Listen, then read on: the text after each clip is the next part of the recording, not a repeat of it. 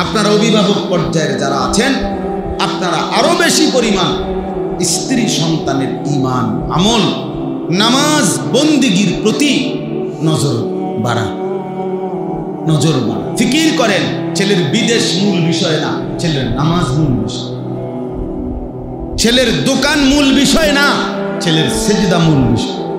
ওর সাথে এটা বোঝাপড়া করেন, বাবা তোমার বিদেশ আমি দায়িত্ব নেন, আমার জিম্মাদারি না যে সুদে টাকা নিয়ে হলেও, কিস্তিতে টাকা নিয়ে হলেও তোমার আমি বিদেশ পাঠাইতেই হবে, এটা আমি জিম্মাদার না। বাবা তোমার সেজদাওয়ালা বানানো এটা আমার জিম্মাদার। তোমার নামাজ, তোমার বন্দেগীর খেয়াল রাখা, বিল্ডিং করে দেওয়া দায়িত্ব না, সেজদাওয়ালা নামাজের ফিকির করা এটা দায়িত্ব। সন্তানকে যারা আল্লাহর কোরআন থেকে বঞ্চিত করছেন, তারা আপনার সন্তানের উপরে জুলুম করছেন। মাদ্রাসায় পড়ান নাই, দিন শিখান নাই, আল্লাহর কোরআন থেকে বঞ্চিত করেছেন। যারা মুসলমান হয়েও আল্লাহর কসম আপনি জুলুম করছেন, আপনি জালেম। হাসরের ময়দানে জালেম হিসাবে আপনাকে আল্লাহর সামনে জবাবদিহি করতে হবে। আমি বলে দিলাম, মনে রাখি, মুসলমানের সন্তান আপনার সন্তান, মুসলিম, আপনি তাকে আল্লাহর কোরআন পড়া থেকে বঞ্চিত করলেন। হ্যাঁ, আপনি মুসলমান, আপনার সন্তান মুসলমান, অথচ আল্লাহর কোরআনের একটা লাইন, একটা পৃষ্ঠাও দেখে দেখে পড়তে পারে না। ঘটনাটা কি? আপনি কি জাতের মুসলমান? আপনার জিফুত কি জাতের মুসলমান? হ্যাঁ, নিজেই কি হইলেন আর সন্তানরে কি বানাইলেন? কারণটা কি? আল্লাহর কোরআনকে প্রত্যাখ্যান করলেন কেন?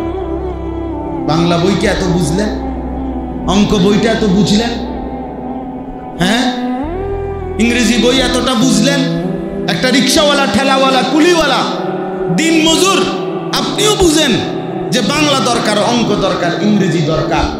আপনি এটা কেন বুঝলেন না? তার চাইতে কোটি গুণ বেশি আল্লাহর কোরআন দরকার। কি দরকার না? কথা বলেন না, দরকার না? কিন্তু সেটা থেকে বঞ্চিত করলেন কেন? দিন থেকে বঞ্চিত করলেন কেন? নামাজ থেকে বঞ্চিত করলেন কেন? কোরআন কারীমের মধ্যে আছে, আল্লাহ তাআলা বলছেন, ওয়া'মুর আহলাকা বিস-সালাহ, আপনি আপনার পরিবারের সদস্যদেরকে নামাজের আদেশ করুন। কোরআনুল কারীমে আল্লাহ তাআলা বলছে, উতলু মা উহিয়া ইলাইকা মিনাল কিতাব, হে নবী, আপনার উপরে আমি যে কোরআন নাজিল করেছি আপনি তা আমার বান্দাদের সামনে শুনান, পড়েন, তেলাওয়াত করেন। তো নবী সাল্লাল্লাহু আলাইহি ওয়াসাল্লাম উম্মতকে কোরআন শিখাইছেন, সেজদা শিখাইছেন, আখিরাত শিখাইছেন। তা আপনি সেই নবীর উম্মত হয়ে আপনার সন্তান, আপনার পরিবার পরিজনকে আখিরাত শিখাবেন, সেজদা শিখাবেন, কোরআন শিখাবেন। সেটাই তো নবীজির সাথে আপনার সম্পর্ক, সেটাই তো রাসূলুল্লাহ সাল্লাল্লাহু আলাইহি ওয়াসাল্লামের অনুসরণ। আপনি দাবি করেন নবীজির উম্মত, দাবি করেন নবীজিকে ভালোবাসেন, অথচ স্ত্রী সন্তান কারো ঈমান, আমল, ইবাদত, নামাজ, বন্দেগী কিচ্ছুর কোনো পরোয়া নাই। শুধু টাকা, শুধু বাড়ি, শুধু ঘর, শুধু বিল্ডিং, শুধু বিদেশ, শুধু দালান, শুধু আরো কিস্তি, আরো লোন, আরো টাকা। এই ছিল মুসলমানের দায়িত্ব। আল্লাহ আমাদেরকে বুঝার তৌফিক দান। এই জন্য চারিদিকে মাদ্রাসা, চারিদিকে মাদ্রাসা। এই জামানায় কমপক্ষে মুসলমানরা কোনো জবাবদিহি করতে পারবে না হাসরের ময়দানে। একটা সময় ছিল হয়তো 50 মাইলের ব্যবধানে, 100 মাইল দূরে হয়তো মাদ্রাসা ছিল। আমাদের পরিচিত একজন মনোহরগঞ্জের আলেম, উনি বলছেন সকালবেলা প্রত্যেক দিন 17 কিলোমিটার পায়ে হাইটা, 17 কিলো পায়ে হাইটা মাদ্রাসা যাইতেন। আবার ছুটি হইলে বিকালবেলা 17 কিলোমিটার পায়ে হাইটা বাড়িতে আসে। একশো মানে এমন ছিল। এখন 17 কিলোমিটার দূরে যাইতে হবে? কথা বলেন না কেন? তাইলে কিসের কারণে ছেলেটাকে দিন শিখাইতে পারলেন না? কিসের কারণে আমনের সূরা কেরাত অশুদ্ধ রয়ে গেল? চাচা, আপনাদের যাদের সূরা কেরাত, দোয়া, কালাম অশুদ্ধ, তাদের তো নামাজও অশুদ্ধ। যার কোরআন শরীফ তেলাওয়াত শুদ্ধ নাই, তার নামাজ কোনোদিনও হয় না। কোনো নামাজের কাবা শরীফের ছাদেও যদি নামাজ পড়ে, একেবারে কাবা ঘরের ভিতরেও যদি নামাজ পড়ে, তার নামাজ হবে না, হবে না, হবে না, হবে না, হবে না। আমি বললাম এবার জোয়ান হন আর বুড়া হন, 90 বছর হোক আর 900 বছর হোক আপনার বয়স, আপনাকে আপনার সূরা কেরাত শুদ্ধ করতে হবে। পুরা কোরআন শুদ্ধ না ঠিক আছে, আপনি যে দূর সূরা কেরাত নামাজ পড়তে লাগে এর দূর ঠিক করবেন, এর দূর ঠিক করবেন। যদি বলেন সম্ভব না, না, অসম্ভব কোনো বিষয় আল্লাহ আদেশ করতে পারে না। আল্লাহ বলছে শুদ্ধ করো, অথচ আমনে কোন অসম্ভব, তাহলে তো এটা আল্লাহর উপরে এই অপবাদ দিলেন যে আল্লাহ আমাকে অসম্ভব বিষয়ের জন্য কি করছে, বাধ্য করছে, আর আল্লাহ এমনটা করতে পারে না। তাহলে বোঝা গেল সম্ভব। সম্ভব কি না বলেন? আপনি কি কারণে আপনার চোখের সামনে মাদ্রাসা, এখানে মাদ্রাসা, ওইখানে মাদ্রাসা, চারিদিকে মাদ্রাসা, চারিদিকে আলেম আছে, চারিদিকে হুজুর আছে, চারিদিকে হাফেজ সাহেব আছে, মসজিদের ইমাম আছে, মসজিদের মুয়াজ্জিন আছে, চতুর্দিকে মাদ্রাসার নুরানির শিক্ষক আছে, হেফজখানার উস্তাদ আছে, এতগুলো আল্লাহর বান্দা থাকতে আপনি আল্লাহর কোরআন অশুদ্ধ নিয়ে, কোরআন অশুদ্ধ নিয়ে কবরে কেমনে গেলেন? আপনার শরম লাগে না? আপনি কেমনে দাঁড়াবেন? হ্যাঁ, এই জন্য দয়া করে দিন শিখেন, নামাজকে ঠিক করেন। ছোটবেলায় পড়ছেন মক্তবে, হ্যাঁ ভালো কথা, জীবন চলার পথে ভুল হইতে পারে, ভুল হইতে পারে, আবার শুধরাই নিলে কোনো সমস্যা। আমি এই গত বছর রাত্রে 1:30 বাজে আমার খুলনার হযরত, বাংলাদেশের বড় বুজুর্গ, অনেক বড় একজন আল্লাহওয়ালা, আমার অন্যতম একজন মুরব্বী আরিফ বিল্লাহ হযরত মাওলানা মুফতি নুরুল আমিন সাহেব, রাত 1:30 বাজে হযরত আমার বাসায় মেহমান হিসাবে ছিলেন। আমি রাত্রে 1:30-2টার দিকে একাকী হযরতকে বললাম, হযরত আমি নামাজের রুকু সেজদা দেই, আপনি আমার একটু ঠিক করে দেন, দেখেন কোনো ত্রুটি আছে কিনা আমার নামাজে। হযরত পুরা নামাজ দেখে রুকুর সময় বলছে যে রুকুর এই হাত যে সোজা ধরে এভাবে, এটা একটু বাঁকা হয়ে যায়, এটা সোজা করে, তাহলে এটা আমি ঠিক করছি।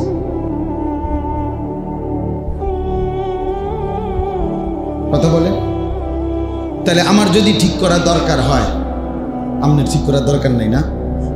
আপনার কোনো ভুল নাই, তাহলে এটা উচিত ছিল না? একজন আলেমকে দেখানো যে আমার ওযুটা হয়নি, আমার রুকুটা হয়নি, আমার সেজদাটা হয়নি, হতে পারে সামান্য একটু বেখেয়ালির কারণে আমি হয়তো অজান্তে আমার সবটা নামাজ কি হয়ে গেছে, বাদ হয়ে গেছে। তখন একটু যদি আমার ধরাই দিত, হয়তো আমার এটা আজীবনের জন্য কি হয়ে যাইত, ঠিক হয়ে যাইত, সহজ ছিল। এই জন্য আমি অনুরোধ করি, দিন শিখেন, এই ইসলাহি মজলিস ধারাবাহিক করেন, জুম্মার বয়ান ধারাবাহিক শুনেন, ওলামায়ে কেরামের কাছে নিয়মিত আসা যাওয়া করেন। স্কুল পড়ুয়া, কলেজ পড়ুয়া ছেলে, তোমাদের কাছে বলি ভাই, বৃহস্পতিবারে পড়ো একটু, শুক্রবার দিন একটু সময় বাহির করো, শনিবার দিন একটু সময় বাহির করো। ব্যবসায়ী ভাই, আপনি একটা সময় বাহির করেন।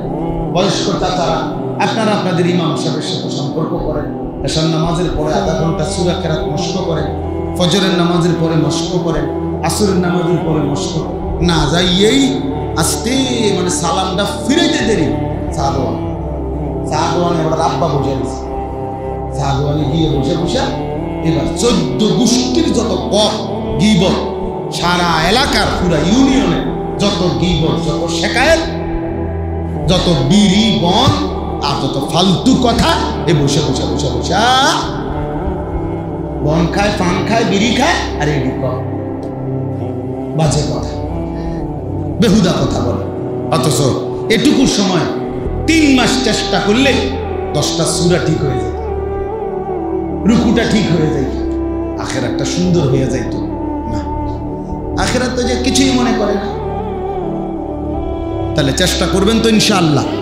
আমি অনুরোধ করি, আমার এই মাওলানা আশরাফ, আপনাদের এই সিংহারি খোলা যে মাদ্রাসায় নতুন করে তাকে আমি পাঠাইছি, আজকেও আমি মাদ্রাসায় এসে বসছি, মাদ্রাসায় বলছি, মাদ্রাসার ছাত্র সংখ্যা, শিক্ষক সবকিছু আমি শুনছি। এখন আমি বলছি আগামী সামনে কোন উস্তাদ মাদ্রাসার নতুন করে আমারে না জিজ্ঞাসা করে নিবা না ইনশাআল্লাহ। আর বলছি যে আমি আরো যা পড়া দরকার বলবো ইনশাআল্লাহ, কিন্তু সে একজন উপযুক্ত আলেম।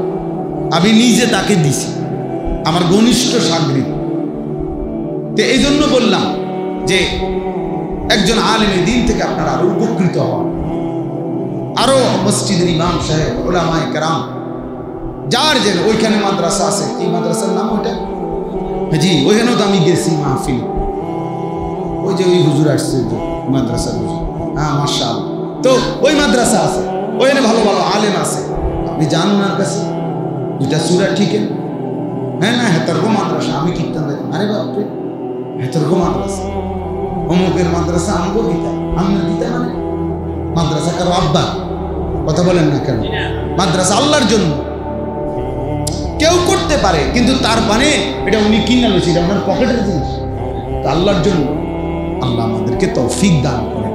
আপনাদের ছেলেদেরকে, আপনাদের সন্তানদেরকে এই সিংহারিখোলা মাদ্রাসায় আবার ভর্তি করা, নতুন করে আরেকবার ভাবেন, আরেকবার ফিকির করেন, নিজেদের সন্তানকে বঞ্চিত করবেন না। আল্লাহ আমাদেরকে তৌফিক দান। সর্বশেষ কথা হলো, এই পৃথিবীর ইতিহাসে প্রথম কোরবানির যে শুরু, সেই ঘটনাটা আল্লাহ তাআলা এখানে উল্লেখ করছে, এবং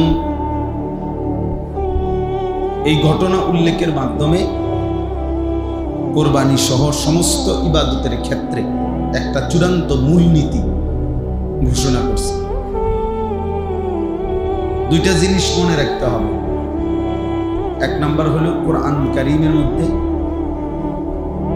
বিভিন্ন সংক্ষিপ্ত ঘটনা আছে, পূর্ববর্তী জাতি, ইতিহাস, ব্যক্তি, গোত্র, কওম, এদের।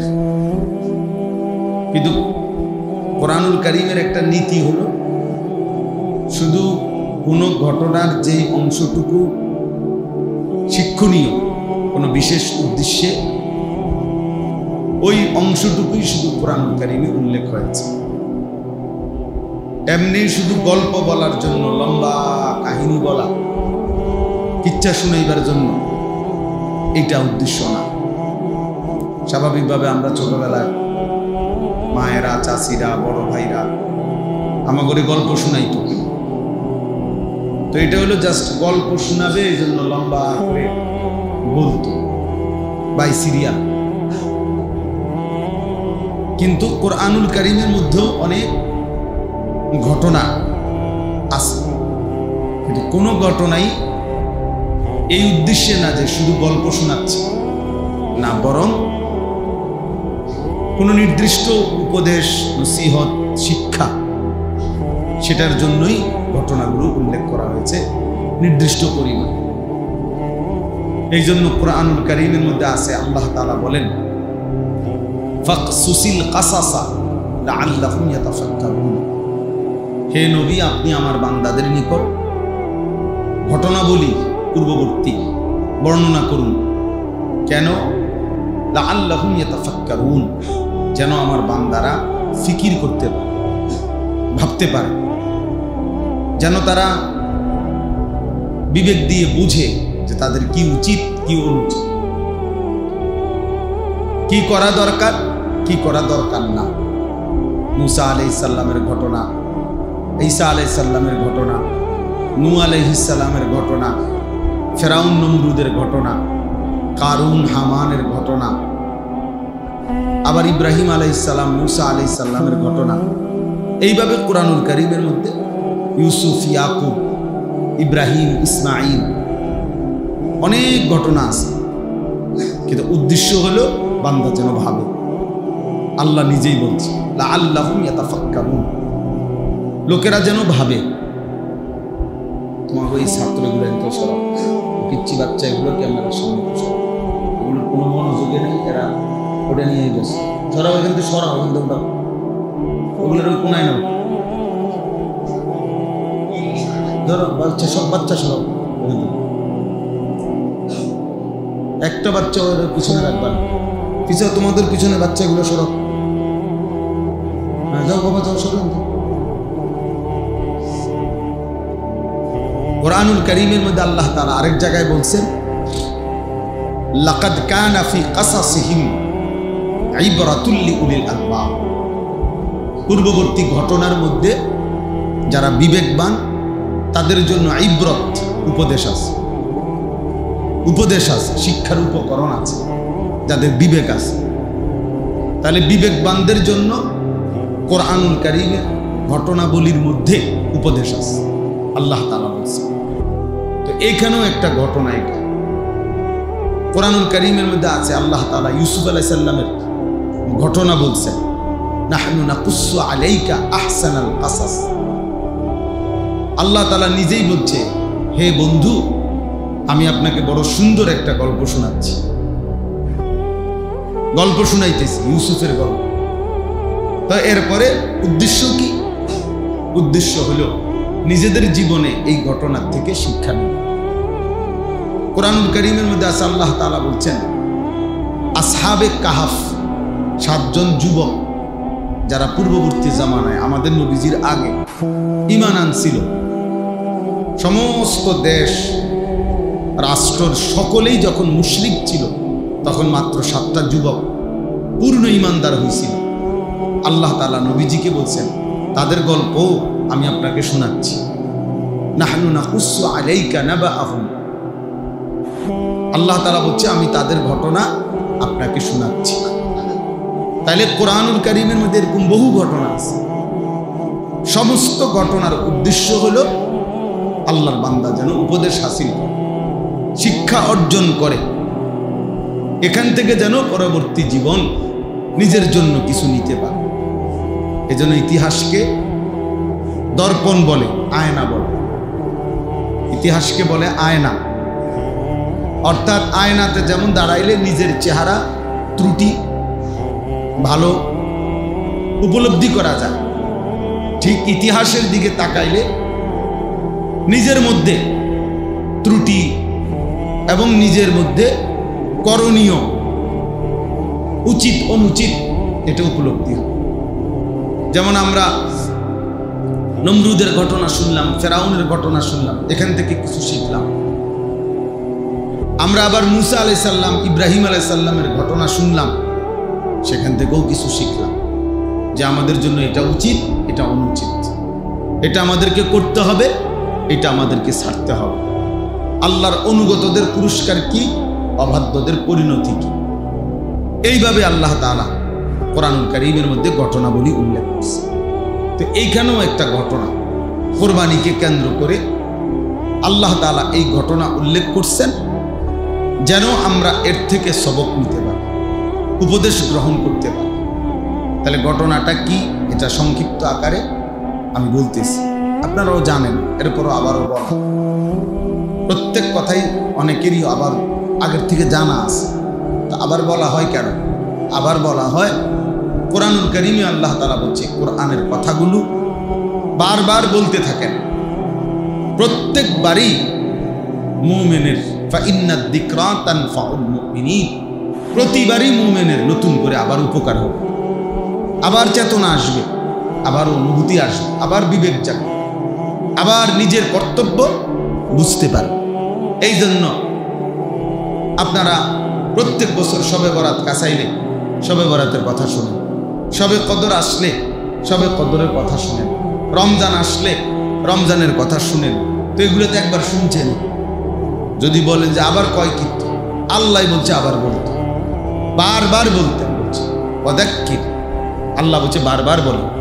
যখনই বলবেন মুমিনের উপকার, নতুন করে আরেকবার ভাববে, যাহারে কোরআন এভাবে বলছে, আমি কেন করছি না।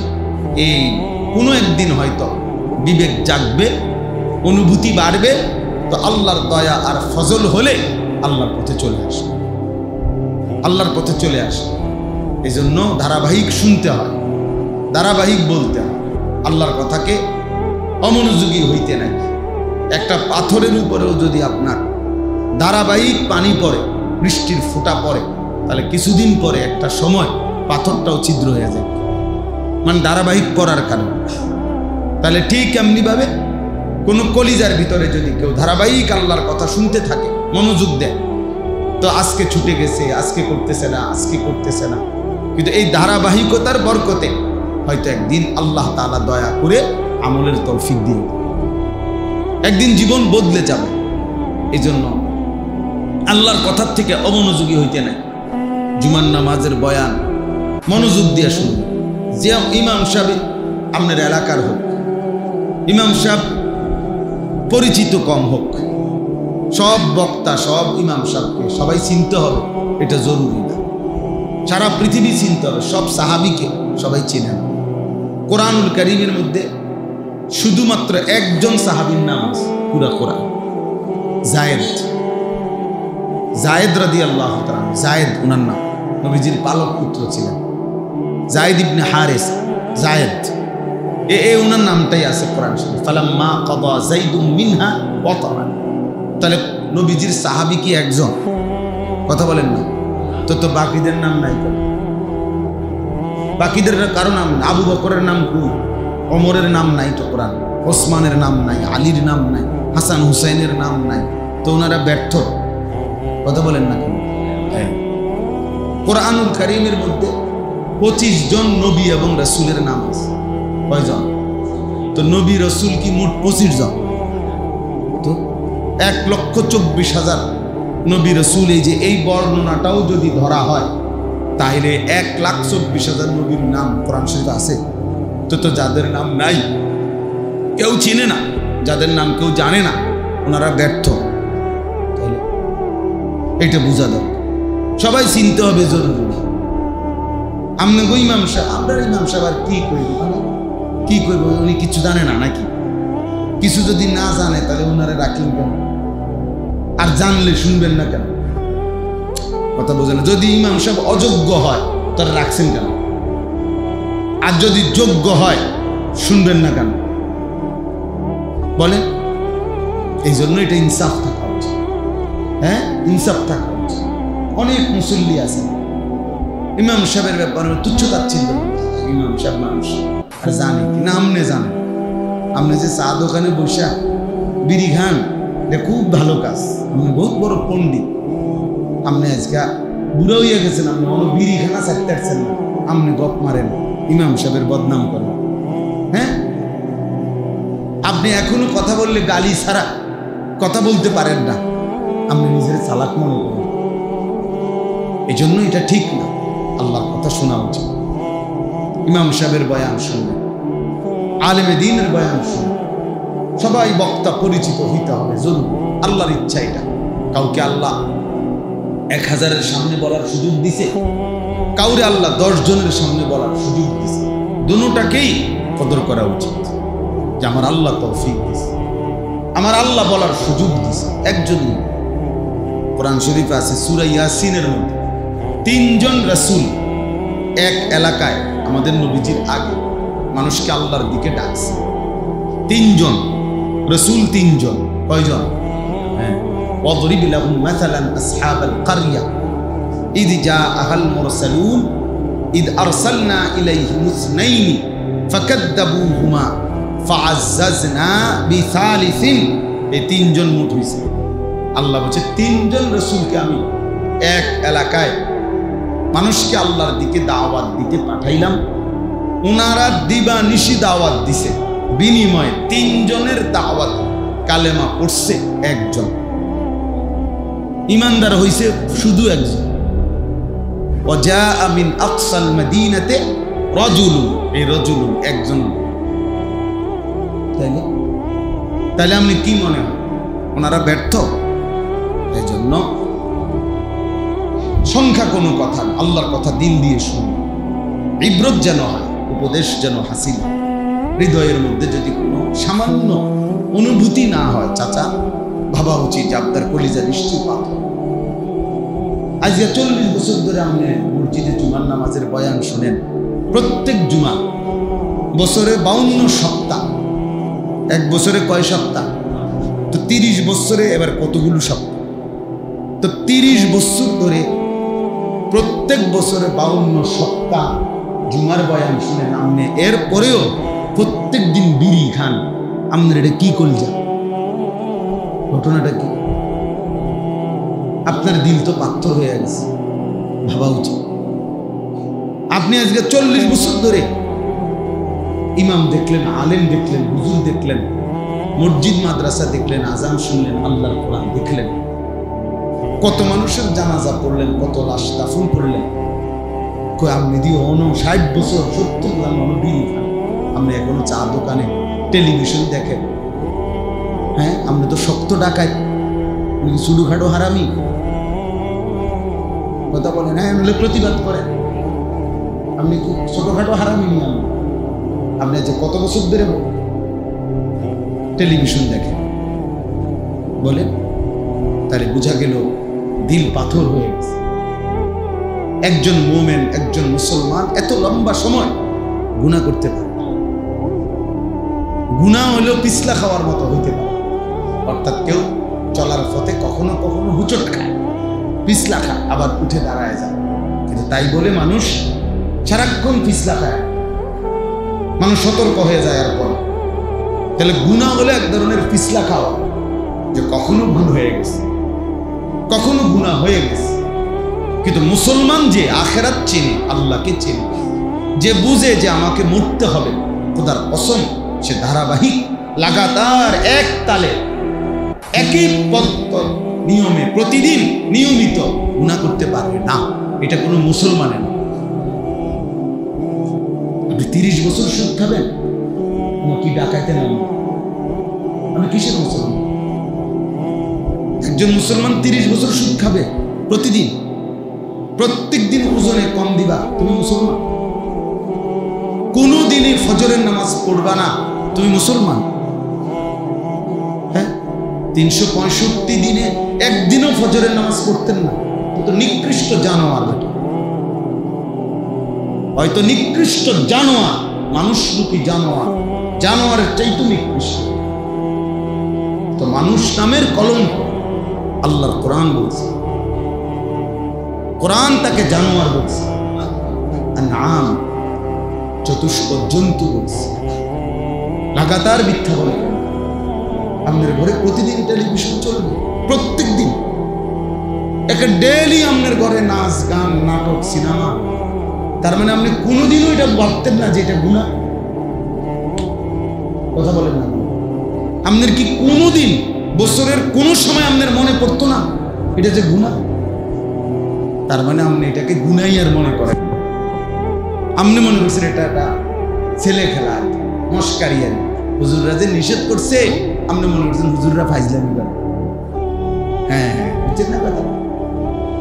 আপনি মনে করছেন যে নাচ গান নর্তকীর ছবি দেখা যে হারাম, হুজুররা কয় হুদা কয়, আর কাম নাই দীক্ষা কয়।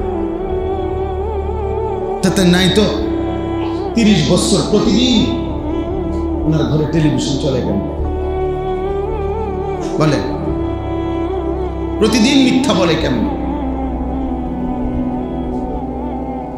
প্রতিদিন নামাজ ছাড়া থাকে কিভাবে শুনবে? এজন্য নিজের হিসাব নিজে মিলাই। এক জাররা বিবেক, এক বিন্দু বিবেক খাটানো জরুরি। চালাকি ভাববেন না কেউ কারণ।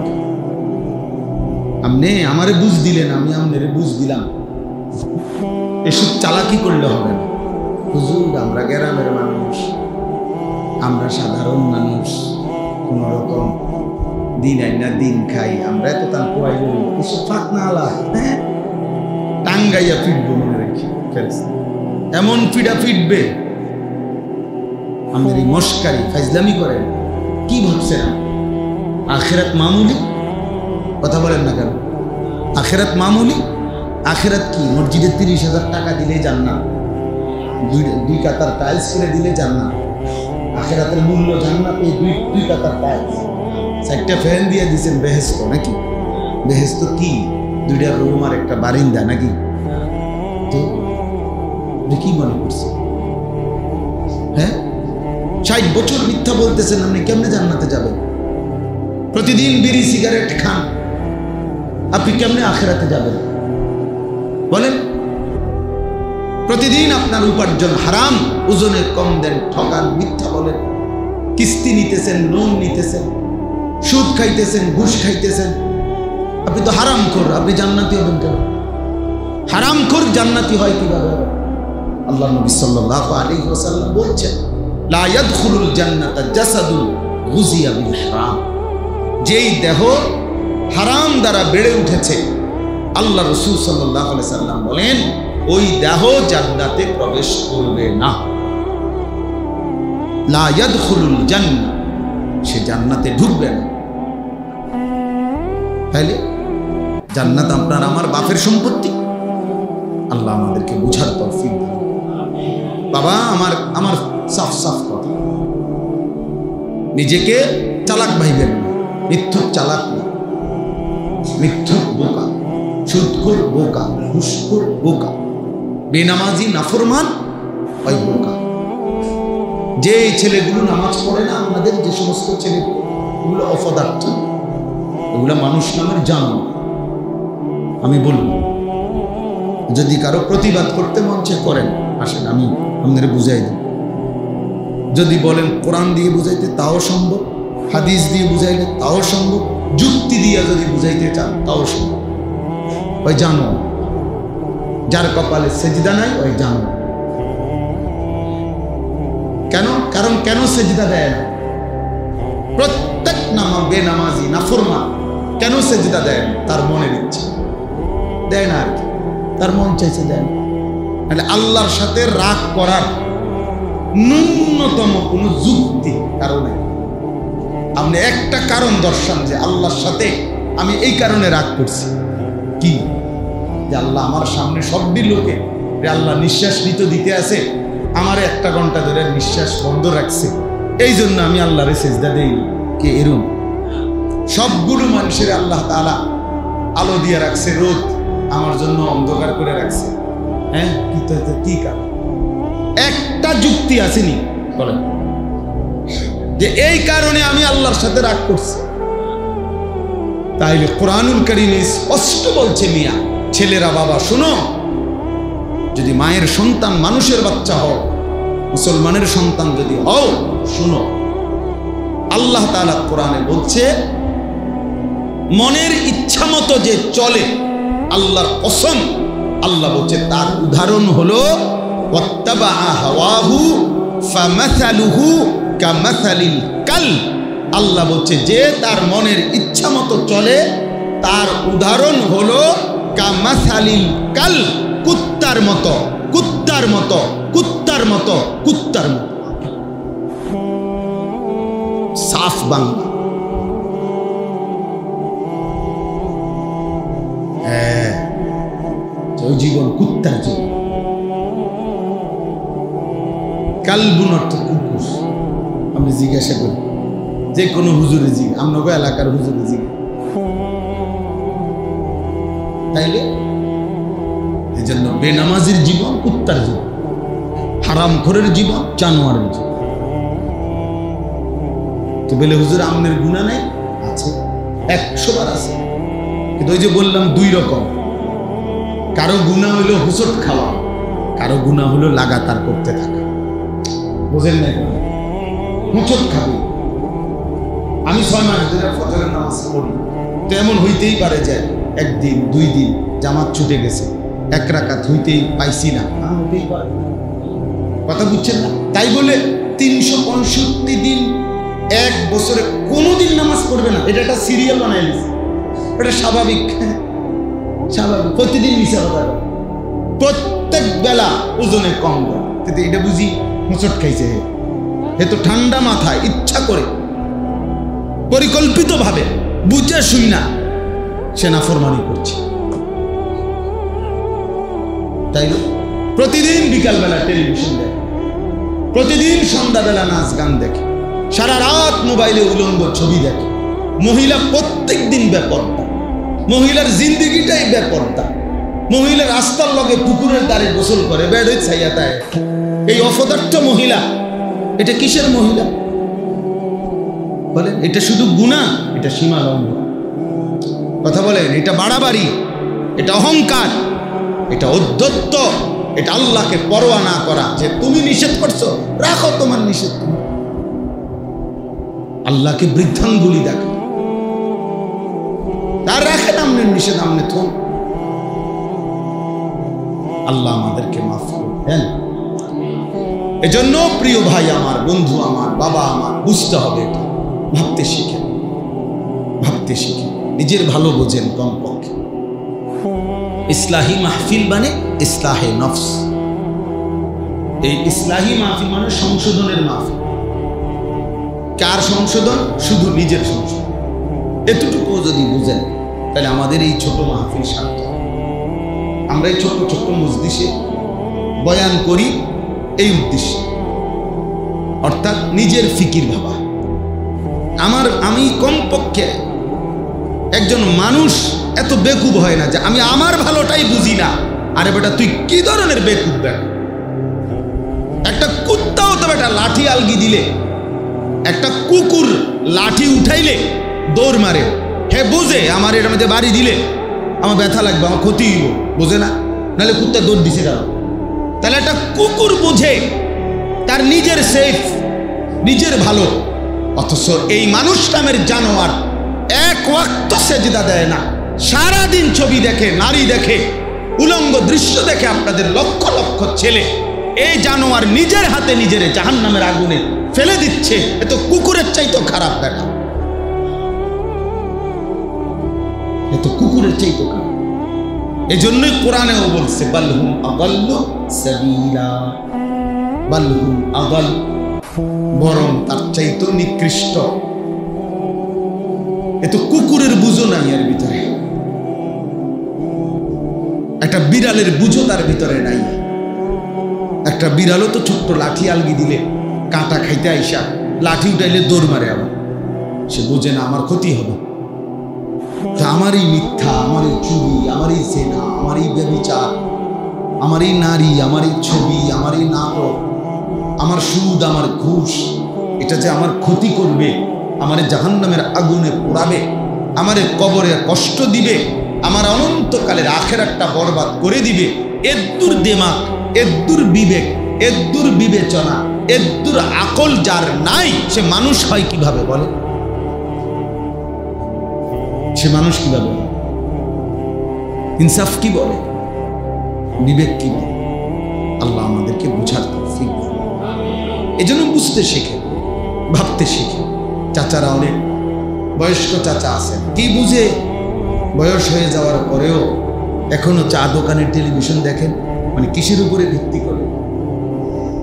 মরেন না দিকে মনে করছেন আর মরতেন না? হ্যাঁ, 60 বছর যেহেতু বাচ্চা গেছেন, তাহলে 600 বছরে আর মরতেন না নাকি?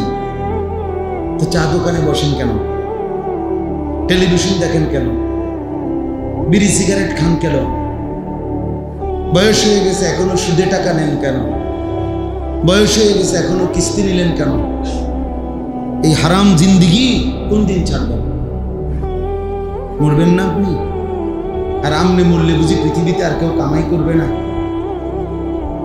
আমাদের পূর্বে যারা মারা গেছে, তো তাদের মৃত্যুর সাথে সাথে তাদের ফ্যামিলির উপার্জন বন্ধ হয়ে গেছে।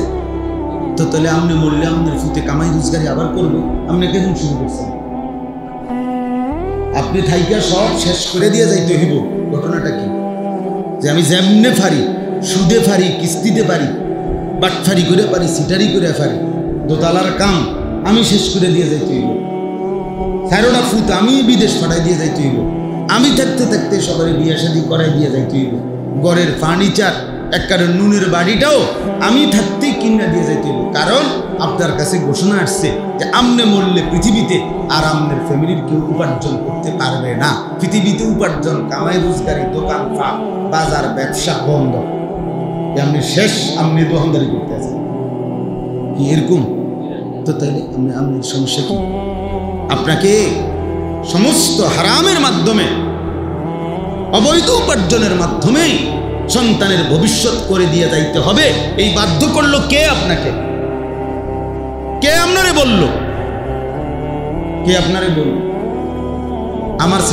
আমি কোন ছাত্র ব্যক্তিগতভাবে মাদ্রাসায় পড়ে, রানি পড়তেছে, আমি তারে কখনোই ইমামতি করতে চায় অনেক সময় অনেকখানি ছাত্র মানুষ, অথচ ফাঁকি দিয়া ইমামতি করে। আমি ব্যক্তিগতভাবে আমার এই জীবন কাউরে অনুমতি দিছি, আমি দেই না, এটা মানে মানা করি আর আমার সাথে সম্পৃক্ত,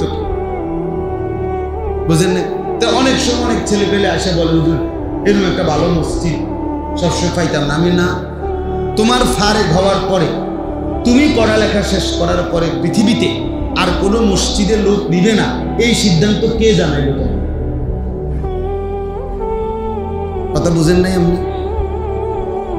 এরপরে বুঝি আর লোক নিত না, এই বছরই শেষ, মানে পৃথিবীতে ইমাম নিয়ে নিতেছে শেষবারের মতো, আর কেউ ইসরাফিল ফুল পর্যন্ত আর পৃথিবীতে কি নিত না, কেউ ইমাম নিত না, এরকম কথা হয়েছে তোমার? তো তোর সমস্যা কি? তোমার অসুবিধা কি? তুমি এখন পড়ো। এই জন্য বাহ, দয়া করে শক্ত হইল যদিও মনে করেন কঠিন কথা, কিন্তু আপনি ভাবেন, তোমরা ছেলেরাও ভাবো, ছেলেরাও আগামীর পৃথিবী বন্ধু ঈমান আর কুফরের পার্থক্যই হবে। আগামীর পৃথিবীতে মুনাফিক আলাদা হবে, দেখে খুব দ্রুত, ইনশাআল্লাহ খুব দ্রুত পৃথিবীর দৃশ্যপট বদলে যাচ্ছে। মুমিনই একমাত্র ঈমানের পরিচয় দিয়ে টিকে থাকবে। মুনাফিক চরিত্রের যারা, মানে জবানে মুসলমান পরিচয় দিচ্ছে, কর্মে, চেহারায়, সুরতে, চলনে, আখলাকে ঈমান ইসলামের কোনো চিহ্নও নাই, মানসিকতাও নাই, এই সব মুনাফিক আলাদা হয়ে যাবে। যুদ্ধই ফয়সালা করে দিবে, আগামী দিনের জিহাদি ফয়সালা করে দিবে যে কে মুমিন আর কে মুনাফিক। হ্যাঁ, এটাই পৃথিবী। আপনারা জানেন, মনে রাখবেন, ইসরায়েল আর ফিলিস্তিন শুধু দুই দেশের যুদ্ধ না, এটা ঈমান আর কুফরের যুদ্ধ। পাকিস্তান আর ভারত, এটা দুই দেশের যুদ্ধ না, এটা ঈমান আর কুফরের যুদ্ধ। কাশ্মীর এবং ভারত, এটা দুই দেশের যুদ্ধ না, ঈমান আর কুফরের যুদ্ধ। আরাকান আর বার্মা, এটা দুই অঞ্চলের যুদ্ধ না, এটা ঈমান আর কুফরের যুদ্ধ। ঈমান আর কুফরের যুদ্ধ। সারা পৃথিবী এই যুদ্ধে ধীরে ধীরে জড়াবে। এক পক্ষে মুমিন, আরেক পক্ষে বেঈমান। এক পক্ষে মাহদি, আরেক পক্ষে দাজ্জাল। এক পক্ষে মুসলমান, আরেক পক্ষে ইহুদি এবং ইহুদিদের দোসর যারা। সেদিন তোমরা ছেলেরা যারা, তারা অব্যাহত যারা তোমরা ছেলে, নামাজ পড়ো না, কোনোদিন সেজদা দাও না, রাত দিন নারী, ছবি, মদ, জুয়া, মোবাইল, উলঙ্গ ছবি আর দৃশ্য নিয়ে ব্যস্ত আছো, তোমরা ময়দানে টিকে থাকতে পারো। মনে রেখো, অপদার্থের মতো, জন্তু জানোয়ারের মতো পড়ে থাকবা। হয়তো তোমার এই পৃথিবীতে কেউ কোনো মুমিনের কাতারে আল্লাহর দ্বীনের জন্য নিবে না, বরং সেজদাওয়ালা, ঈমানওয়ালা, আমলওয়ালা, তাকওয়াওয়ালা সেই মুমিনের ঈমানের পক্ষে লড়বে, আর বেঈমান কাফেরের পক্ষে লড়বে। আল্লাযীনা আমানু ইউকাতিলুনা ফি সাবিলিল্লাহ। আল্লাহ বলছে যারা মুমিন তারা আল্লাহর রাস্তায় যুদ্ধ করবে। ওয়াল্লাযীনা কাফারু ইউকাতিলুনা ফি সাবিলিত তাগুত। আর যারা বেঈমান তারা তাগুত, শয়তানের অনুসারীদের পক্ষে যুদ্ধ করে। আল্লাহ আমাদের সন্তানদেরকে হেফাজত করেন। আমাদের ছেলেদের ফিরে আসা দরকার, আমাদের সন্তানদের ফিরে আসা দরকার। আপনারা অভিভাবক পর্যায়ের যারা আছেন, আপনারা আরো বেশি পরিমাণ স্ত্রী সন্তানের ঈমান, আমল, নামাজ, বন্দেগীর প্রতি নজর বাড়ান, নজর বাড়ান। ফিকির করেন, ছেলের বিদেশ মূল বিষয় না, ছেলের নামাজ মূল বিষয়।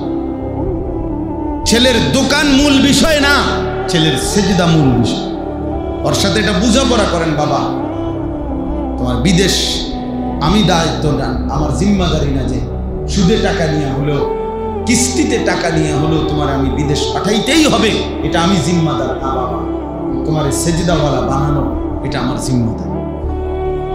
তোমার নামাজ, তোমার বন্দেগীর খেয়াল রাখা, বিল্ডিং করে দেওয়া দায়িত্ব না, সেজদাওয়ালা নামাজের ফিকির করা এটা দায়িত্ব।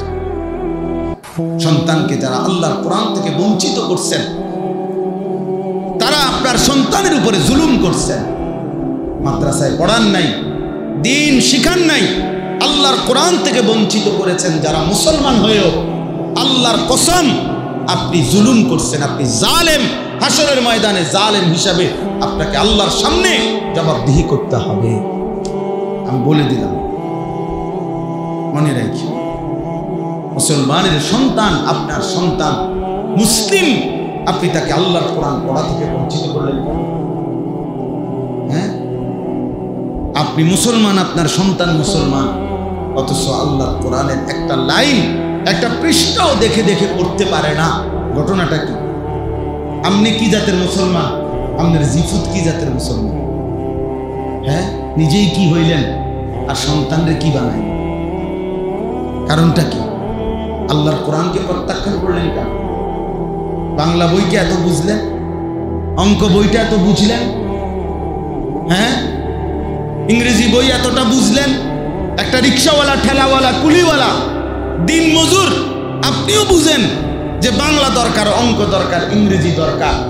আপনি এটা কেন বুঝলেন না? তার চাইতে কোটি গুণ বেশি আল্লাহর কোরআন দরকার। কি দরকার না? কথা বলেন না, দরকার না? কিন্তু সেটা থেকে বঞ্চিত করলেন কেন? দিন থেকে বঞ্চিত করলেন কেন? নামাজ থেকে বঞ্চিত করলেন কেন? কোরআন কারীমের মধ্যে আছে, আল্লাহ তাআলা বলছেন, ওয়া'মুর আহলাকা বিস-সালাহ, আপনি আপনার পরিবারের সদস্যদেরকে নামাজের আদেশ করুন। কোরআনুল কারীমে আল্লাহ তাআলা বলছে, উতলু মা উহিয়া ইলাইকা মিনাল কিতাব, হে নবী, আপনার উপরে আমি যে কোরআন নাজিল করেছি, আপনি তা আমার বান্দাদের সামনে শুনান, পড়েন, তেলাওয়াত করেন। তো নবী সাল্লাল্লাহু আলাইহি ওয়াসাল্লাম উম্মতকে কোরআন শিখাইছেন, সেজদা শিখাইছেন, আখিরাত শিখাইছেন। তা আপনি সেই নবীর উম্মত হয়ে আপনার সন্তান, আপনার পরিবার পরিজনকে আখিরাত শিখাবেন, সেজদা শিখাবেন, কোরআন শিখাবেন। সেটাই তো নবীজির সাথে আপনার সম্পর্ক, সেটাই তো রাসূলুল্লাহ সাল্লাল্লাহু আলাইহি ওয়াসাল্লামের অনুসরণ। আপনি দাবি করেন নবীজির উম্মত, দাবি করেন নবীজিকে ভালোবাসেন, অথচ স্ত্রী, সন্তান, কারো ঈমান, আমল, ইবাদত, নামাজ, বন্দেগী কিচ্ছুর কোনো পরোয়া নাই। শুধু টাকা, শুধু বাড়ি, শুধু ঘর, শুধু বিল্ডিং, শুধু বিদেশ, শুধু দালান, শুধু আরো কিস্তি, আরো লোন, আরো টাকা। এই ছিল মুসলমানের দায়িত্ব। আল্লাহ আমাদেরকে বুঝার তৌফিক দান করুন। এই জন্য চারিদিকে মাদ্রাসা, চারিদিকে মাদ্রাসা। এই জামানায় কমপক্ষে মুসলমানরা কোনো জবাবদিহি করতে পারবে না হাসরের ময়দানে। একটা সময় ছিল হয়তো 50 মাইলের ব্যবধানে, 100 মাইল দূরে হয়তো মাদ্রাসা ছিল। আমাদের পরিচিত একজন মনোহরগঞ্জের আলেম, উনি বলছেন সকালবেলা প্রত্যেক দিন 17 কিলোমিটার পায়ে হাইটা, 17 কিলো পায়ে হাইটা মাদ্রাসা যাইতেন। আবার ছুটি হইলে বিকালবেলা 17 কিলোমিটার পায়ে হাইটা বাড়িতে আসতেন। এক সময় এমন ছিল। এখন 17 কিলোমিটার দূরে যাইতে হবে? কথা বলেন না কেন? তাইলে কিসের কারণে ছেলেটাকে দিন শিখাইতে পারলেন না? কিসের কারণে আমনের সূরা কেরাত অশুদ্ধ রয়ে গেল? চাচা, আপনাদের যাদের সূরা কেরাত, দোয়া, কালাম অশুদ্ধ, তাদের তো নামাজও অশুদ্ধ। যার কোরআন শরীফ তেলাওয়াত শুদ্ধ নাই, তার নামাজ কোনোদিনও হয় না। কোনো নামাজ, কাবা শরীফের ছাদেও যদি নামাজ পড়ে, একের কাবা ঘরের ভিতরেও যদি নামাজ পড়ে, তার নামাজ হবে না, হবে না, হবে না, হবে না, হবে না। আমি বললাম, এবার জোয়ান হন আর বুড়া হন, 90 বছর হোক আর 900 বছর হোক আপনার বয়স, আপনাকে আপনার সূরা কেরাত শুদ্ধ করতে হবে। পুরা কোরআন শুদ্ধ না, ঠিক আছে, আপনি যে দূর সূরা কেরাত নামাজ পড়তে লাগে এর দূর ঠিক করবেন, এর দূর ঠিক করবেন। যদি বলেন সম্ভব না, না, অসম্ভব কোনো বিষয় আল্লাহ আদেশ করতে পারে না। আল্লাহ বলছে শুদ্ধ করো, অথচ আমনে কোন অসম্ভব, তাহলে তো এটা আল্লাহর উপরে এই অপবাদ দিলেন যে আল্লাহ আমাকে অসম্ভব বিষয়ের জন্য কি করছে, বাধ্য করছে, আর আল্লাহ এমনটা করতে পারে না। তাহলে বোঝা গেল সম্ভব। সম্ভব কি না বলেন? আপনি কি কারণে আপনার চোখের সামনে মাদ্রাসা, এখানে মাদ্রাসা, ওইখানে মাদ্রাসা, চারিদিকে মাদ্রাসা, চারিদিকে আলেম আছে, চারিদিকে হুজুর আছে, চারিদিকে হাফেজ সাহেব আছে, মসজিদের ইমাম আছে, মসজিদের মুয়াজ্জিন আছে, চতুর্দিকে মাদ্রাসার নুরানির শিক্ষক আছে, হেফজখানার উস্তাদ আছে, এতগুলো আল্লাহর বান্দা থাকতে আপনি আল্লাহর কোরআন অশুদ্ধ নিয়ে কবরে কেমনে গেলেন? আপনার শরম লাগে না? আপনি কেমনে দাঁড়াবেন? হ্যাঁ, এই জন্য দয়া করে দিন শিখেন, নামাজকে ঠিক করেন। ছোটবেলায় পড়ছেন মক্তবে, হ্যাঁ ভালো কথা, জীবন চলার পথে ভুল হইতে পারে, আবার শুধরাই নিলে কোনো সমস্যা। আমি এই গত বছর রাত্রে 1:30 বাজে আমার খুলনার হযরত, বাংলাদেশের বড় বুজুর্গ, অনেক বড় একজন আল্লাহ ওয়ালা, আমার অন্যতম একজন মুরব্বী আরিফ বিল্লাহ হযরত মাওলানা মুফতি নুরুল আমিন সাহেব, রাত 1:30 বাজে হযরত আমার বাসায় মেহমান হিসাবে ছিলেন। আমি রাত্রে 1:30-2টার দিকে একাকী হযরতকে বললাম, হযরত আমি নামাজের রুকু সেজদা দেই, আপনি আমার একটু ঠিক করে দেন, দেখেন কোনো ত্রুটি আছে কিনা আমার নামাজে। হযরত পুরা নামাজ দেখে রুকুর সময় বলছে যে রুকুর এই হাত যে সোজা ধরে এভাবে, এটা একটু বাঁকা হয়ে যায়, এটা সোজা করে, তাহলে এটা আমি ঠিক করছি।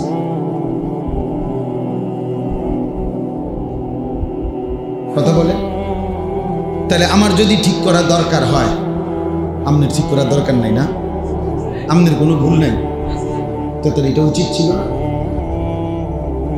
একজন আলেমকে দেখানো যে আমার উজুটা হয়নি, আমার রুকুটা হয়নি, আমার সেজদাটা হয়নি, হতে পারে সামান্য একটু বেখেয়ালির কারণে আমি হয়তো অজান্তে আমার সবটা নামাজ কি হয়ে গেছে, বাদ হয়ে গেছে। তখন একটু যদি আমরা ধরাই দিত, হয়তো আমার এটা আজীবনের জন্য কি হয়ে যাইতো, ঠিক হয়ে যাইতো, সহজ ছিল। এই জন্য আমি অনুরোধ করি, দিন শিখেন, এই ইসলাহি মজলিস ধারাবাহিক করেন, জুম্মার বয়ান ধারাবাহিক শুনেন, ওলামায়ে কেরামের কাছে নিয়মিত আসা যাওয়া করেন। স্কুল পড়ুয়া, কলেজ পড়ুয়া ছেলে, তোমাদের কাছে বলি ভাই, বৃহস্পতিবারে পড়ো একটু, শুক্রবার দিন একটু সময় বাহির করো, শনিবার দিন একটু সময় বাহির করো। ব্যবসায়ী ভাই, আপনি একটা সময় বাহির করেন। বয়স্ক চাচারা, আপনারা আপনাদের ইমাম সাহেবের সাথে সম্পর্ক করেন। এশার নামাজের পরে আধা ঘন্টা সূরা কেরাত মশক করেন, ফজরের নামাজের পরে মশক করেন, আসরের নামাজের পরে মশক না যাইয়েই আস্তে মানে সালামটা ফিরাইতে দেরি। সাহাদওয়ানে এবার আব্বা বসে আছে, সাহাদওয়ানে গিয়ে বসে এবার 14 গোষ্ঠীর যত গপ গীবত, সারা এলাকার পুরা ইউনিয়নের যত গীবত, যত শেকায়েত, যত বিড়ি বন আর যত ফালতু কথা, এ বসে বন খায়, পান খায়, বিড়ি খায়, আর এই বাজে কথা, বেহুদা কথা বলে। অথচ এটুকু সময় 3 মাস চেষ্টা করলে 10টা সূরা ঠিক হয়ে যায়, রুকুটা ঠিক হয়ে যায়, আখিরাতটা সুন্দর হয়ে যাইতো না। আখিরাত তো যে কিছুই মনে করে না। তাহলে চেষ্টা করবেন তো ইনশাআল্লাহ। আমি অনুরোধ করি, আমার এই মাওলানা আশরাফ, আপনাদের এই সিংহারি খোলা যে মাদ্রাসায় নতুন করে তাকে আমি পাঠাইছি, আজকেও আমি মাদ্রাসায় এসে বসছি, মাদ্রাসায় বলছি, মাদ্রাসার ছাত্র সংখ্যা, শিক্ষক সবকিছু আমি শুনছি। এখন আমি বলছি, আগামী সামনে কোন উস্তাদ মাদ্রাসার নতুন করে আমারে না জিজ্ঞাসা করে নিবান ইনশাআল্লাহ। আর বলছি যে আমি আরো যা বলার দরকার বলবো ইনশাআল্লাহ, কিন্তু সে একজন উপযুক্ত আলেম, আমি নিজে তাকে দিছি, আমার ঘনিষ্ঠ সাগরিদ। তো এই জন্য বললাম যে একজন আলেমের দিন থেকে আপনারা আরো উপকৃত হন, আরো মসজিদের ইমাম সাহেব, ওলামায়ে কেরাম, যার যে ওইখানে মাদ্রাসা আছে, কি মাদ্রাসার নাম ওইটা? জি, ওইখানেও তো আমি গেছি মাহফিলে, ওই যে ওই হুজুর আসছে, মাদ্রাসার হুজুর, হ্যাঁ মাশাআল্লাহ। তো ওই মাদ্রাসা আছে, ওইখানে ভালো ভালো আলেম আছে, আপনি যান ওনার কাছে, 2টা সূরা ঠিক হ্যাঁ না হেতর্গ মাদ্রাসা আমি কীর্তন দেখি, আরে বাপরে হেতর্গ মাদ্রাসা, অমুকের মাদ্রাসা আমগো গীতা, আমার গীতা মানে মাদ্রাসা কারো আব্বা, কথা বলেন না কেন? মাদ্রাসা আল্লাহর জন্য কেউ করতে পারে, কিন্তু তার মানে এটা উনি কিনা লইছে, এটা ওনার পকেটের জিনিস, আল্লাহর জন্য। আল্লাহ আমাদেরকে তৌফিক দান করেন, আপনাদের ছেলেদেরকে, আপনাদের সন্তানদেরকে এই সিংহারিখোলা মাদ্রাসায় আবার ভর্তি করা, নতুন করে আরেকবার ভাবেন, আরেকবার ফিকির করেন, নিজেদের সন্তানকে বঞ্চিত করবেন না। আল্লাহ আমাদেরকে তৌফিক দান। সর্বশেষ কথা হলো, এই আয়াত থেকে শুধু একটা কথা শুনাইতে চাই, তাইলেই আমার কথা শেষ। এখানে কোরবানি আমরা সবাই বুঝি, আলহামদুলিল্লাহ আমরা কোরবানি করেও থাকি, হজ আমরা করি, নামাজ রোজা যাকাত আলহামদুলিল্লাহ কম বেশি আমরা যেটুকু ইবাদত পালন করি। একটা কথা শুধু বলতে চাই, সেটা হলো এখানে একটা কথা আছে, ইন্নামা ইয়াতাকাব্বালুল্লাহু মিনাল মুত্তাকিন, এই কথাটাই বলতে চাই। হাবিল কাবিল তারা দুই ভাই, তো তারা যখন তাদের মধ্যে দ্বন্দ্ব হয়েছে, তখন আদম আলাইহিস সালাম এই বিবাহ নিয়ে গন্ডগোল হওয়াতে তাদেরকে কোরবানি করতে বলছে। তো হাবিল একটা দুম্বা কোরবানি করছে, কোরবানি মানে আল্লাহর জন্য পেশ করছে। একবারে এখনকার মতো এই নিয়ম মাফিক জবাই করতে হবে এটা ছিল না বিধান। প্রিয় কোনো বস্তু নির্দিষ্ট কোনো জায়গায় রেখে আসা, এটাই ছিল কোরবানি। বুঝছেন না কথাটা? যার কাছে যেটা প্রিয় উত্তম, তো হাবিলের কাছে সবচেয়ে উত্তম প্রিয় বস্তু ছিল তার একটা দুম্বা, সে দিছে। কাবিলের কাছে কিছু কৃষিজাত গম, শস্য, গাছ, ধান এরকম এগুলো সে একসাথে করে এগুলো রাইখে আসছে। তো দেখেন আল্লাহ তাআলা তখনকার সময় বিধান ছিল আসমান থেকে আগুন আইসা যার রেখে যাওয়া কোরবানি প্রিয় বস্তু জ্বালায় দিবে তারটাই গ্রহণযোগ্য, আর যারটা জ্বালাবে না পড়ে থাকবে যেমনি আছে এমনি, তারটা কি হয় না কবুল। আচ্ছা একটাবার চিন্তা করেন চাই যে আমগো অবস্থা যদি একটু রাখেন, একটু এই কথাটাকে চিন্তা করেন। হ্যাঁ আমরা কোরবানি করবার পরে রাইতে ঘুমাইয়া যদি সকালে গিয়ে আরেকবার সবাই চেক দিতাম যে কার কার গরু জ্বালাইছে আর কারটা জ্বালাইছে না, কি বেজ্জতিটা হইলে তখন পুরা গ্রাম শক্তি মানুষে বলতো লম্বা লম্বা কথা কও, হ্যাঁ গপ মারতে শুনে তো একবারে দুলিয়া লইয়া গপ মারো, তখনই তো প্রমাণ হয়ে গেছে বেটা তোর অবস্থা কি বাটপার, যে পরে রয়েছে তোরটা জানি। আল্লাহ দয়া করে আমাদেরকে কত বড় ইহসান করেছে, ইহসান করেছে। তো বলতেছিলাম কাবিল তার কোরবানি কবুল হয় নাই, হাবিলের কোরবানি কবুল হয়েছে। তাহলে এখানে একটা লক্ষণীয় বিষয় হলো, শুধু এই কথাটা বুঝাইতে চাই, হাবিল দুম্বা কোরবানি দিছে মানে রাখে আসছে, কাবিল কিছু ফসল রেখে আসছে।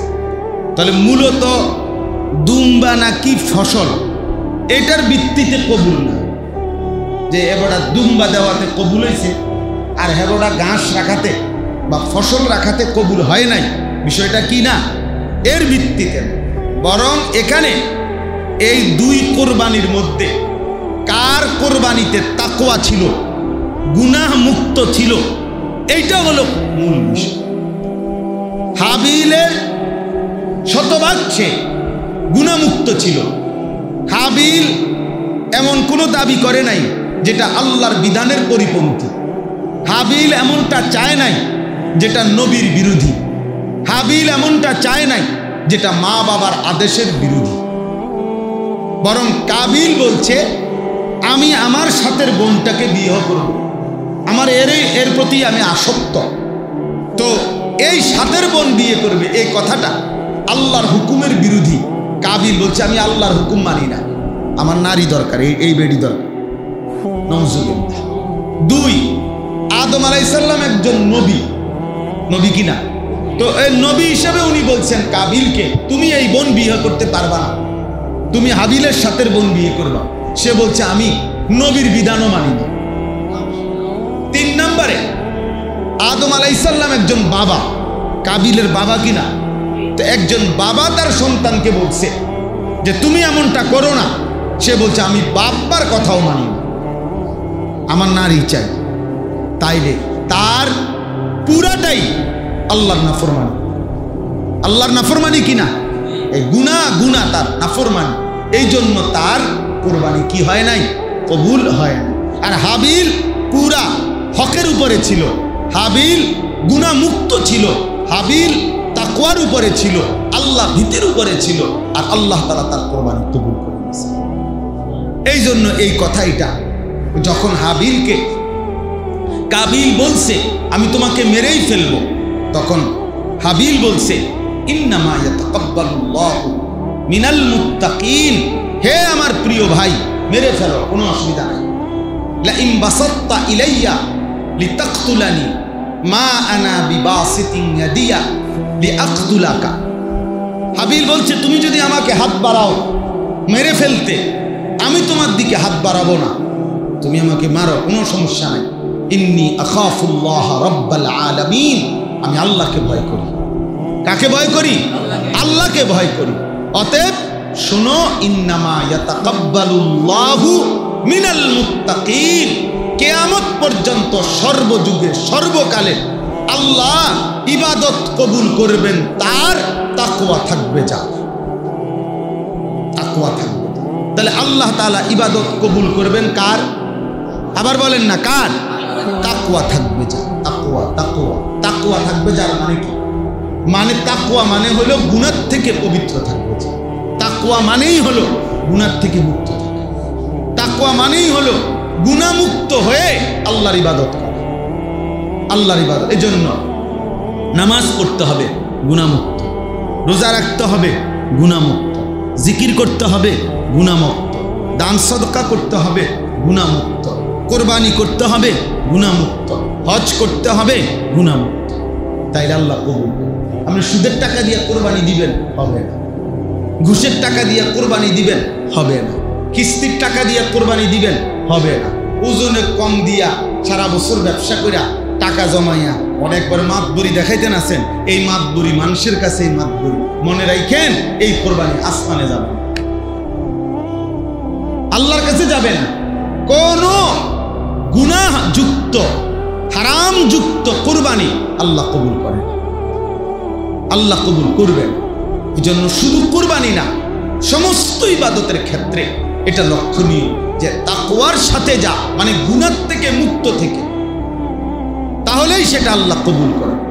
আমি আমার মাদ্রাসার মধ্যে রোমের সামনে, মাদ্রাসার নামাজের জায়গার সামনে জায়গায় জায়গায় এই কথাটা লেখাইছে, ছোট কম্পিউটার কইরা লিখাই দিছে, যেন এ কয়দিন যত অভিভাবক আসে আমার মাদ্রাসায়, আলহামদুলিল্লাহ, ওই যে ময়নামতি সাবের বাজার বলে আর কি, সাবের বাজার গরু বাজারের পাশেই আমার মাদ্রাসা। আলহামদুলিল্লাহ আমার মাদ্রাসাতেও প্রায় 488 জন ছাত্র আছে, সব ছেলে, 500-র মতো ছাত্র, ক্লাস 8 পর্যন্ত জামাত আছে আমাদের মাদ্রাসা। তো এই তাহলে প্রতিদিন প্রায় 500 ছাত্র, 12 জন কম, তাইলে এদের অভিভাবক ডেইলি আসা যাওয়া করে না, এই অভিভাবকের যেন প্রত্যেকের নজরে পড়ে, এই জন্য আমি চারিদিকে লাগাইছি, যেন দিয়ে ঢুকে এন দিয়ে যেন এটা দেখে লেখা এটা যে ইন্নামা ইয়াতাকাব্বালুল্লাহু মিনাল মুত্তাকিন, আল্লাহ তাআলা মুত্তাকিদের ইবাদতই কবুল করেন, মানে গুনাহমুক্ত, গুনাহমুক্ত। দুনিয়ায় ফুডাঙ্গিরি দেখাইলে, মানুষে বাহাবা দিলে, মানুষ স্লোগান দিলেই যথেষ্ট না, আরশে আজিমের মালিক নিল কিনা এটা দেখায়। বুঝেন না এই কথা?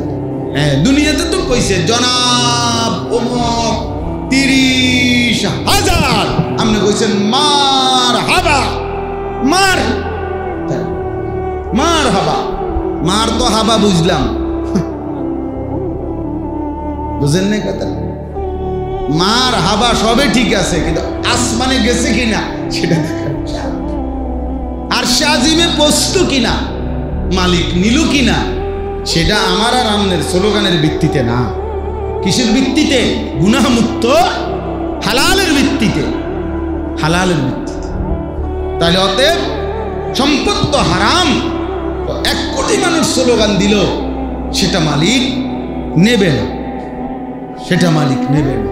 সম্পদ তো হালাল, পৃথিবীর কেউ না জানলেও সেটা আল্লাহ তাআলার আরশে আজিমে পৌঁছে যাবে, আর আল্লাহ তাআলা আরশের নিচে হাসরের ময়দানে ছায়া দান করবে।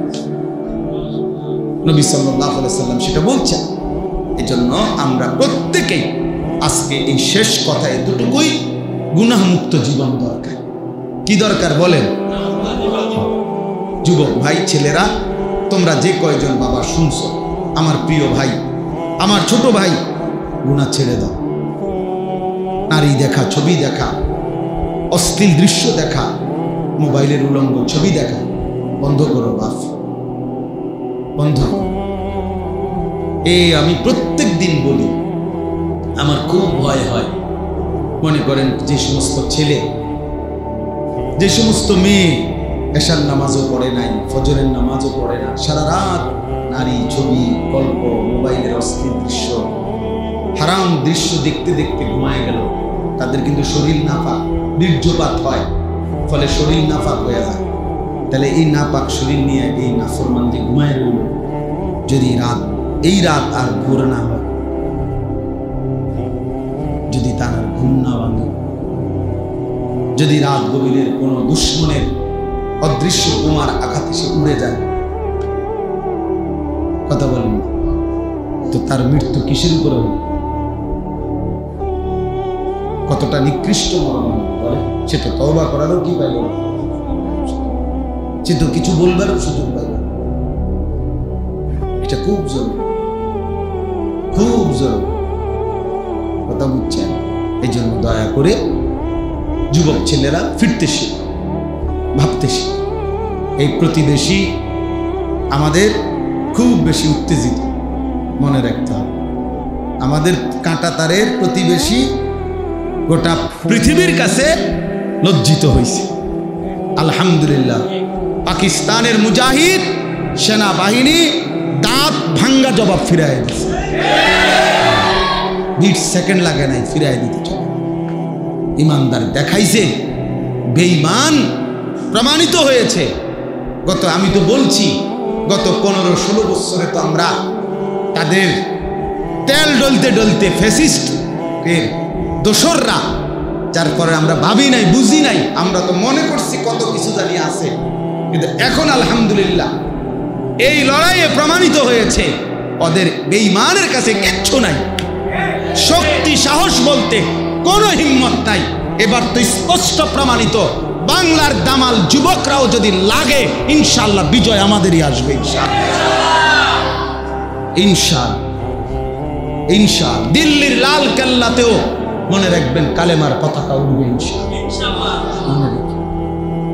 ইনশাআল্লাহ। এজন্য আমরা প্রত্যেকেই আল্লাহর দিকে ফিরি, আল্লাহর দিকে ফিরি, আল্লাহর দিকে ফিরি। আল্লাহ আমাদেরকে তৌফিক দেন, কবুল করেন। আপনাদের এই সিংহারি খোলা দারুস সুন্নাহ মাদ্রাসা আল্লাহ তাআলা কবুল করেন, এই মসজিদকেও আল্লাহ তাআলা কবুল করেন। আপনাদের প্রত্যেকের দ্বীনের দিকে ফিরে আসার আশা করে, আহ্বান করে আমি আমার কথা শেষ করলাম।